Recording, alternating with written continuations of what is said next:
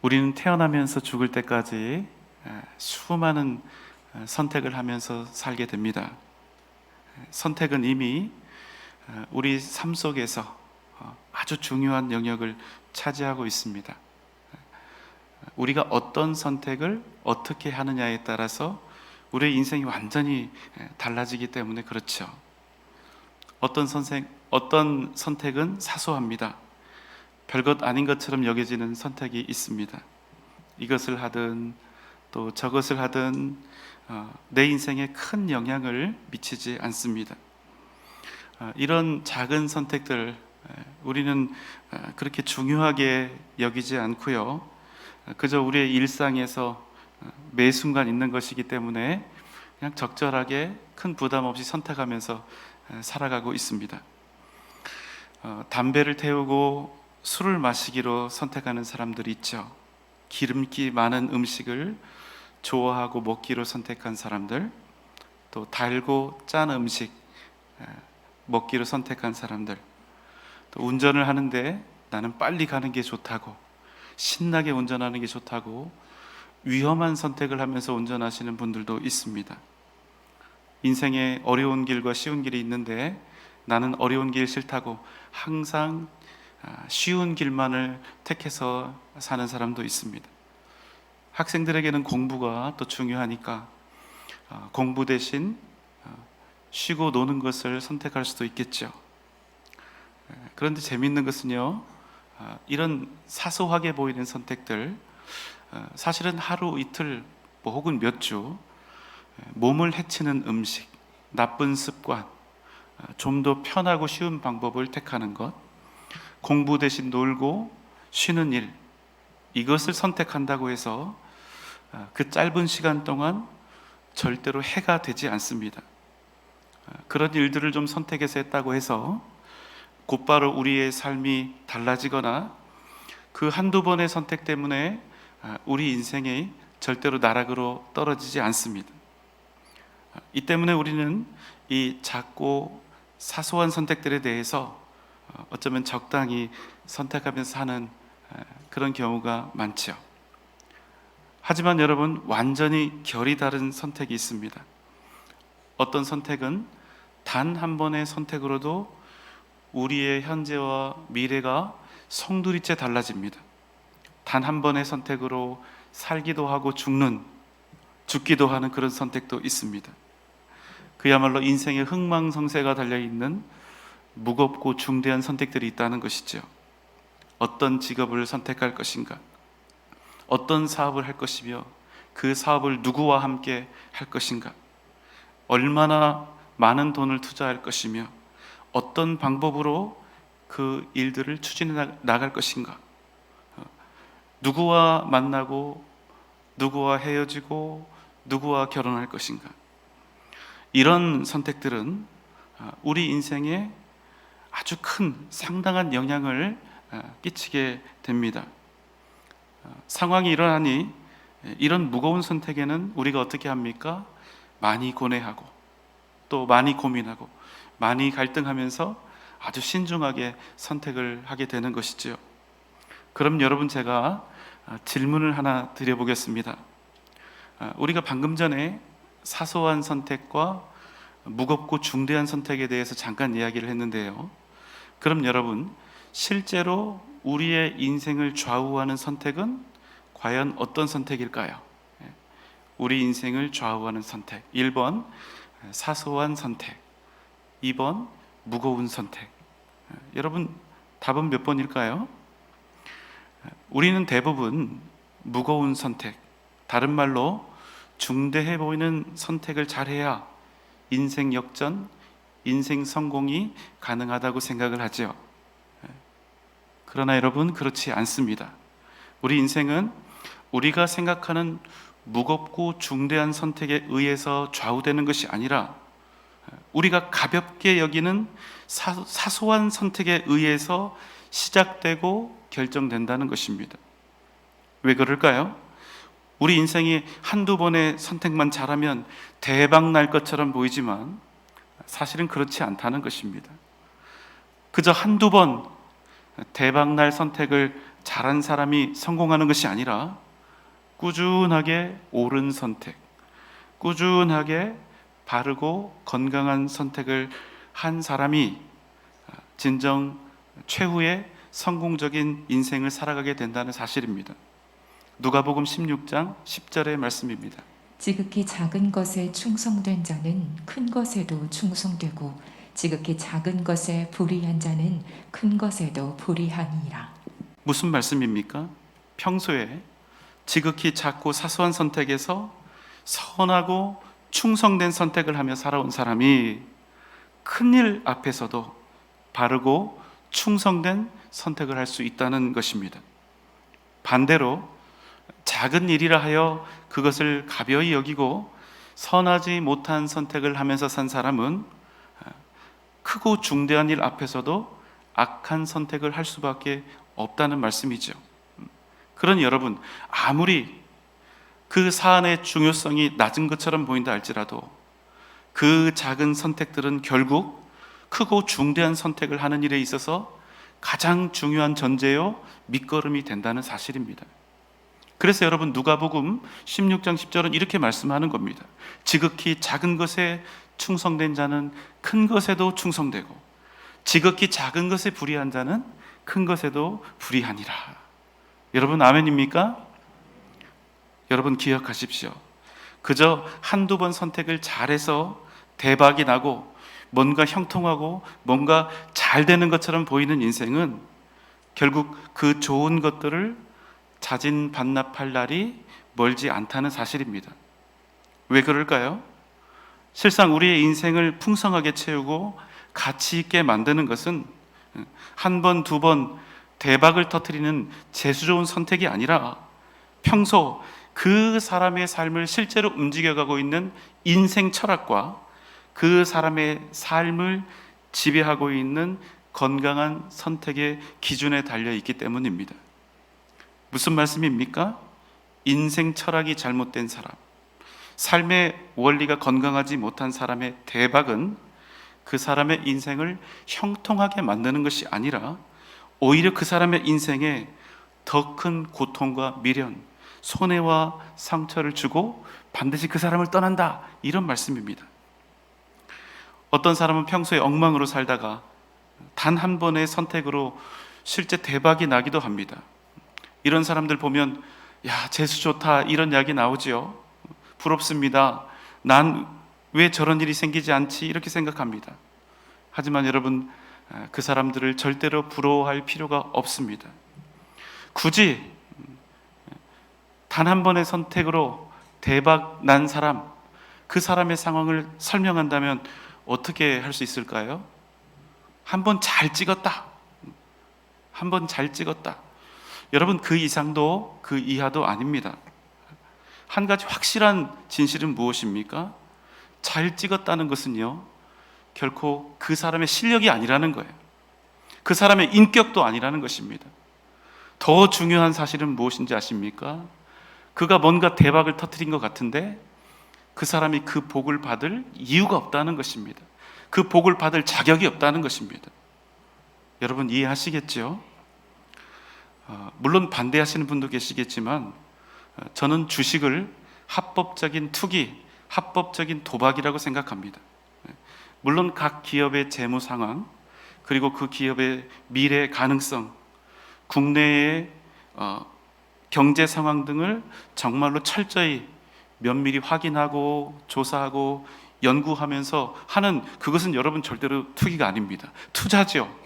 이런 투자를 제외하고 말씀을 드리는 것입니다. 어떤 분들은 아마 조용히 이렇게 주식 투자를 하고 계신 분들도 계실 텐데 안타깝게도 저는 우리 개인들 중에 제대로 주식에 투자하는 분은 거의 없다고 그렇게 생각합니다. 아니, 불가능하다고 생각합니다. 왜 그렇습니까? 우리가 생각하는 이 주식 투자가 투기가 될 수밖에 없는 가장 중요한 이유, 우리가 개미 아닙니까? 개인들은 정보가 없기 때문입니다. 아무리 이 개인이 최선을 다해서 정보를 수집해도 절대로 대기업과 이 증권회사들, 큰 손들이 가진 정보력을 따라갈 수가 없습니다. 너무나 빈약하죠. 그래서 여러분, 안타깝게도 개인이 하는 주식 투자는 투자가 아니라 투기가 될 수밖에 없는 것입니다. 매우 상식적이고 당연한 얘기지만 대부분은 어떻게 투자합니까? 적당히 현재 경제 상황을 살피고 어떤 기업을 찍어두고 이리저리 눈치 작전을 펼치다가 오르겠다 하면 사고 내릴 것 같다 하면 팔고, 대부분 이렇게 합니다. 개인은요, 만약 여러분의 투자가 이와 흡사하다면 죄송한 말씀이지만 아무리 내가 투자를 하고 있다고 생각을 해도 그것은 투기요 도박이 됩니다. 사전적인 의미로 도박이 이런 뜻을 가지고 있죠. 요행을 바라는 마음, 행운을 바라는 마음으로 금품을 걸고 다투는 일입니다. 사실은 정보를 가지고 있지 않은 상황에서 면밀하고 철저하게 연구하지 않고 투자를 하는 것은 투기가 된다는 거예요. 딱 여기에 들어맞습니다. 그런데 투기나 투자는 왜 투기나 투자라고 이야기를 하는지 아십니까? 돈을 딸 확률이 거의 없기 때문에 그렇게 이름이 붙여진 거거든요. 그러니까 여러분 기억하십시오. 우리네 인생은 절대로 잘 될 수가 없는 것입니다. 왜 우리 인생이 그렇습니까?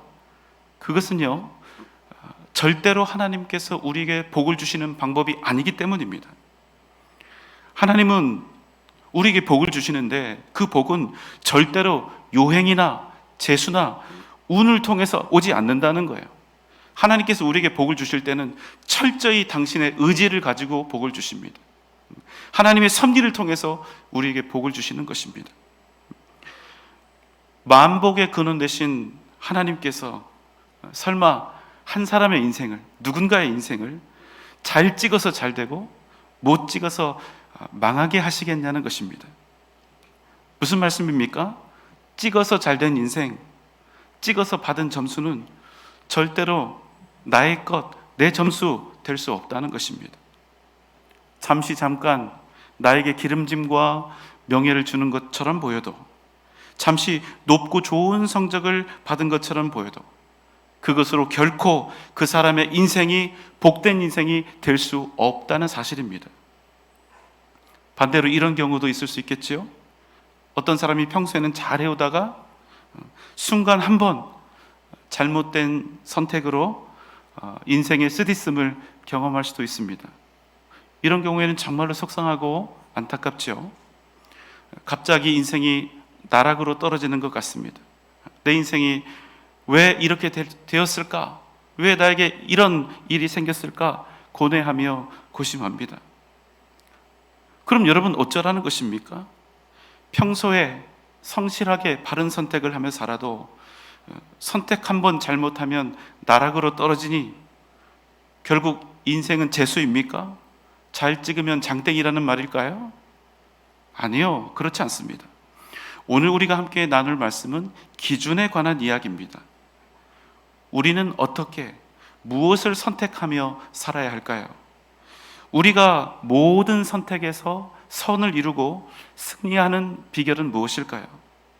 우리가 인생 사는 동안 만나게 될 수많은 그 인생의 갈림길에서 바른 선택을 해야 하는데 그 선택의 기준은 무엇일까요?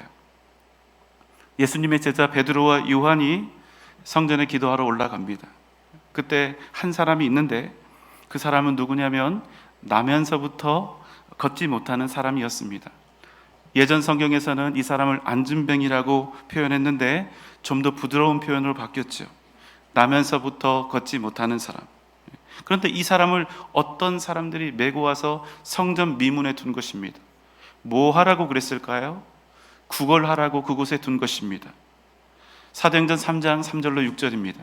그가 베드로와 요한이 성전에 들어가려 함을 보고 구걸하거늘 베드로가 요한으로 더불어 주목하여 가로되 우리를 보라 하니 그가 저희에게 무엇을 얻을까 하여 바라보거늘 베드로가 가로되 은과 금은 내게 없거니와 내게 있는 것으로 네게 주노니 곧 나사렛 예수 그리스도의 이름으로 걸으라 하고. 베드로와 요한이 성전으로 들어갈 때 나면서부터 걷지 못했던 이 사람이 두 사람을 향해 구걸합니다. 베드로와 요한이 그를 주목하여 말합니다. 우리를 보라. 그러자 이 나면서부터 걷지 못하는 이 사람이요, 두 사람이 뭔가 줄까 하는 그 기대감을 가지고 바라보는 것입니다. 그런 그를 향해서 베드로가 외칩니다. 은과 금은 내게 없지만 내게 있는 것으로 너에게 주노니 곧 나사렛 예수의 이름으로 걸으라. 그리고 그 사람의 오른손을 붙잡아 일으켰습니다. 여러분, 어떤 일이 일어났을까요? 그 사람의 손과 발에 힘이 들어갑니다. 그가 뛰고 걷게 됩니다. 성전을 함께 올라가며 하나님을 찬송합니다. 너무나 좋은 일이 일어났죠? 그런데 베드로와 요한은 이 일 때문에 붙잡히게 됩니다. 왜 그랬을까요? 예수 그리스도의 이름으로 그를 고쳤기 때문입니다. 그들이 십자가의 복음 예수 그리스도를 증거할 때 무려 5,000명이 회개하고 주님께 돌아왔음에도 불구하고, 이 기적과 같은 놀라운 역사가 있었음에도 불구하고 그들은 끝내 체포되어서 관리들과 장로들, 서기관 앞에 서게 된 것입니다. 사도행전 4장 6절로 7절입니다.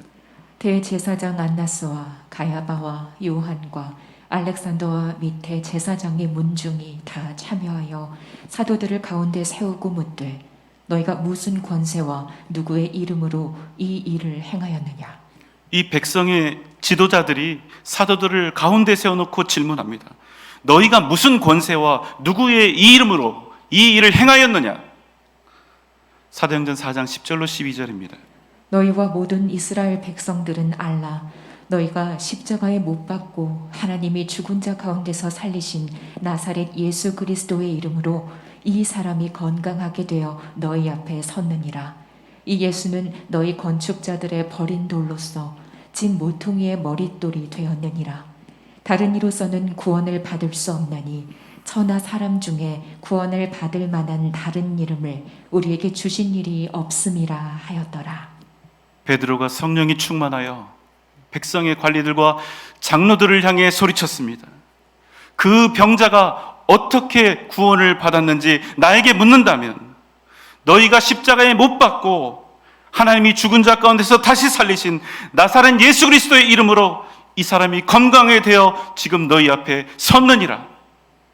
다른 이로서는 구원을 받을 수 없나니 천하 사람 중에 구원을 받을 만한 다른 이름을 우리에게 주신 일이 없음이라. 거침없이 십자가와 복음에 대해 외치는 이 소리에 사람들이 깜짝 놀랐습니다.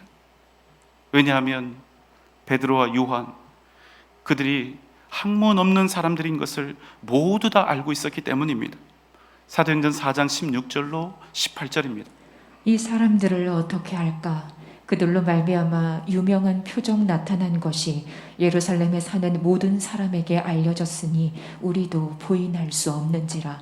이것이 민간에 더 퍼지지 못하게 그들을 위협하여 이후에는 이 이름으로 아무에게도 말하지 말게 하자 하고 그들을 불러 경고하여 도무지 예수의 이름으로 말하지도 말고 가르치지도 말라 하니.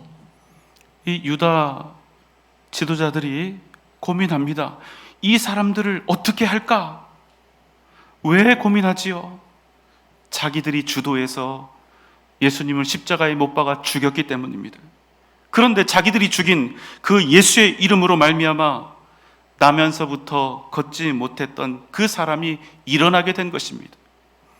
이 사실을 예루살렘 모든 사람들이 다 알게 되었고, 심지어는 자신들조차도 이 나타난 표적과 기적을 부인할 수가 없는 것입니다. 그래서 이 사람들이 고민합니다.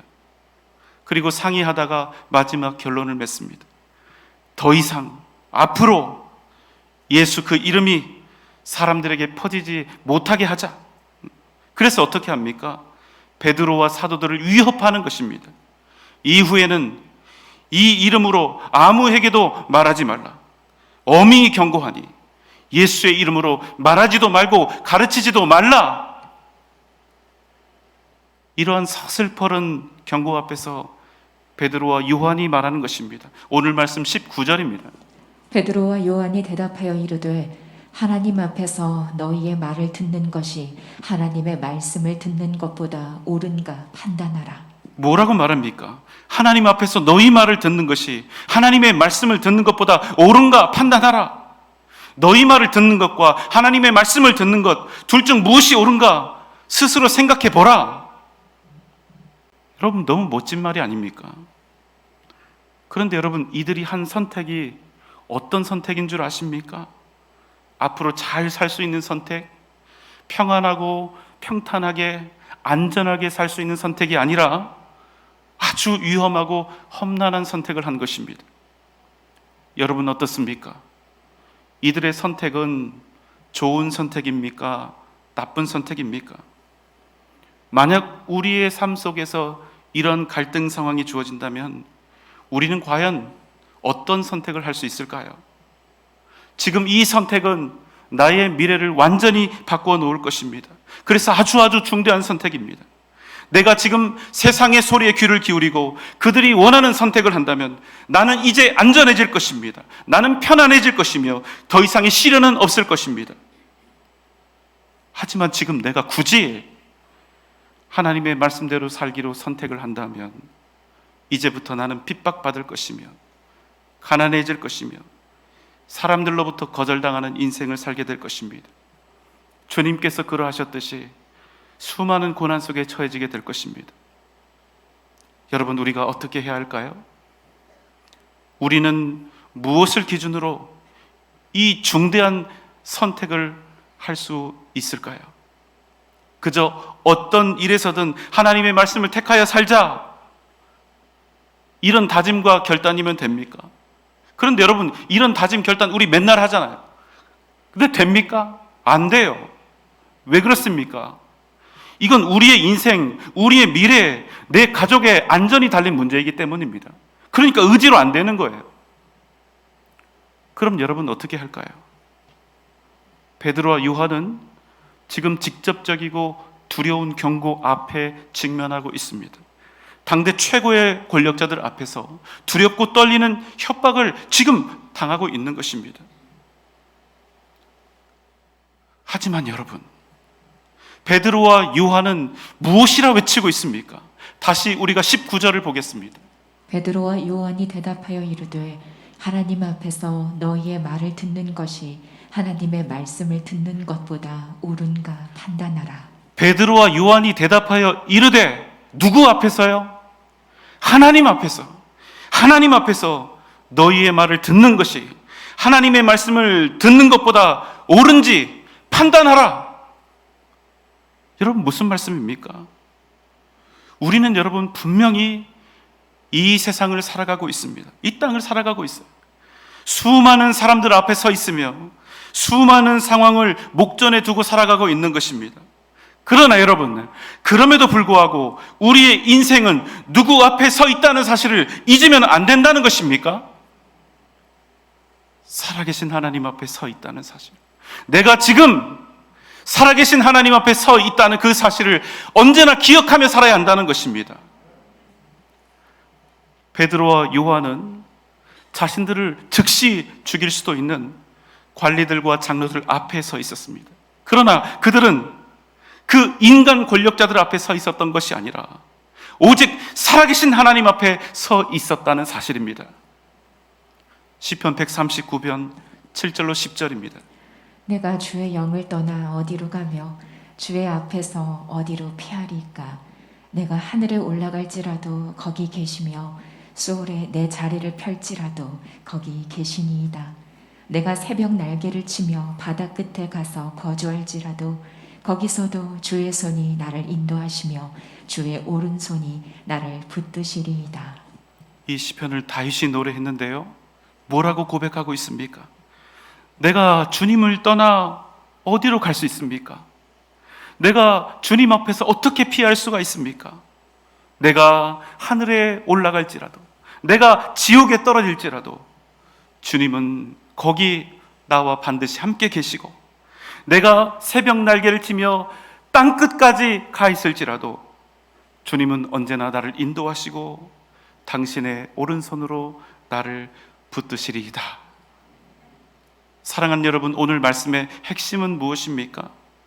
우리의 삶, 그 선택의 문제는 그저 세상 사람들의 말이냐 하나님의 말씀이냐 이런 단편적인 문제가 아니라는 것입니다. 무슨 뜻입니까? 우리가 하나님의 말씀을 선택할 수밖에 없는 그 근본적인 기준이 이미 우리에게 있다는 것입니다. 지금 제자들로 하여금 세상 사람들의 말이 아닌 하나님의 말씀을 선택하게 했던 흔들리지 않는 기준이 있다는 것입니다. 여러분, 그것은 무엇이었습니까? 그것은 온 세상 만물의 주권자이시며 살아 역사하시는 하나님 앞에 내가 서 있다는 확신, 자신들이 서 있다는 확신이었습니다. 무슨 말씀입니까?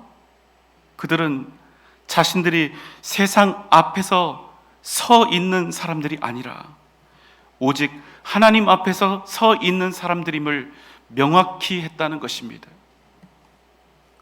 17살 소년, 이 어린 소년 다윗은 물맷돌 5개를 들고 거인 장수 골리앗을 향해 나아갔습니다. 객관적으로 볼 때 그의 선택은 어리석은 선택이었습니다. 하지만 그는 이렇게 외치며 골리앗을 향해 달려갔습니다. 사무엘상 17장 45절입니다. 다윗이 블레셋 사람에게 이르되 너는 칼과 창과 단창으로 내게 나아오거니와 나는 만군의 여호와의 이름 곧 네가 모욕하는 이스라엘 군대의 하나님의 이름으로 네게 나아가노라. 여러분 어떻습니까? 미친 것입니다. 죽으려고 환장한 거예요. 우리가 다윗과 이 골리앗의 스토리를 너무나 잘 알고 있기 때문에 다윗의 믿음이 대단하고 다윗은 용맹스럽다 이렇게 얘기할 수 있을 뿐이지, 만약 우리가 다윗과 골리앗의 스토리를 알지 못하고 다윗의 이 부르짖는 소리를 우리가 듣게 된다면, 여러분, 이 소년은요 잘못된 선택을 한 것입니다. 완전히 잘못된 선택이에요. 결국 이 소년은 골리앗의 손에 죽겠지요. 여러분, 이게 상식입니다. 여러분은 어떻게 생각하십니까? 우리가 믿음으로 사는 것과 실제로 삶 속에서 승리하는 것, 이것은 여러분 같은 것입니까? 아니면 별개의 문제입니까? 만약 우리가 믿음으로 살아가는 것과 세상에서 승리하는 것, 이것을 하나라고 생각한다면 우리는 믿음으로 살아갈 수 있을 것입니다. 그러나 우리가 말씀을 들으면서 아멘한 그 신앙 고백과 우리 믿음의 결단, 의지와 실제 삶 속에서 승리하는 것이 별개의 것이라고 생각한다면 우린 절대로 믿음으로 살지 못합니다.